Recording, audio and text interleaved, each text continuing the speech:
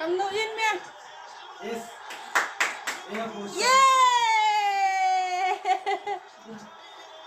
Ja.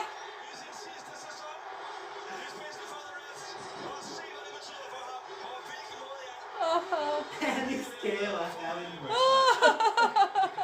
Og det store mand, der græder.